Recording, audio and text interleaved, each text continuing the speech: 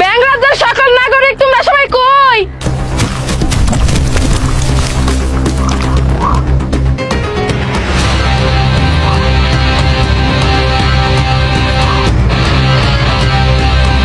আপা তুমি এভাবে কি করছো? আরে তখন রাজকুমার খুঁজতেছি, রাজকুমার কই? তখন তো আমার দরকার নাই, ডাক দে। ব্যাং রাজ্যের রাজকুমার হাজির।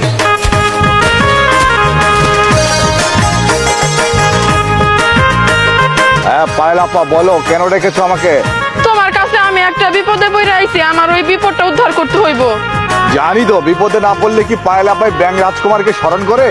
আচ্ছা ঠিক আছে, অত কথা বাদ দাও। তুমি কি আমার উপকার করবা? আমি কি কমু আমার বিপদের কথা? আমি তো তোমার উপকারের কথা ভুলে যাইনি পায়েল আপা, অবশ্যই উপকার করবো। বলো তোমার কি উপকার করতে পারি। তাইলে আমি যা কই মনোযোগ দিয়ে শুনো।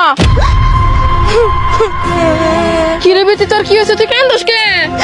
আর কইস না আপা, আমার মায়ের শেষ স্মৃতি ছিল একটা স্বর্ণের চেন, একটা নাগের ফুল আর একটা আংটি। আমার মা মরে যাওয়ার আগে আমাকে ওই জিনিসগুলা দিয়েছিল। আমি শখ করে পিন্দে নদীতে গোসল করবার গেছিলাম।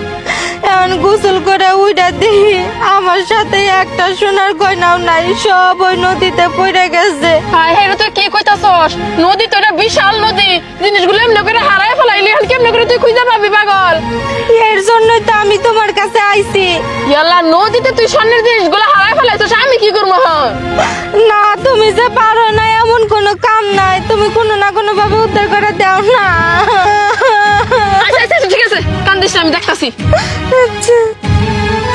তুমি যদি আল্লাহকে ভালোবাসো তাহলে এই ভিডিওটি লাইক করো এবং সাবস্ক্রাইব করো। আমি কি কইছি বুঝতে পারছস তো? হ্যাঁ আপা, এবার আমি সবটা বুঝতে পেরেছি। আচ্ছা বুঝলি যে তুই তাহলে দাঁড়ায় না থেকে কামে লাগা পর। বাহিনী চলো।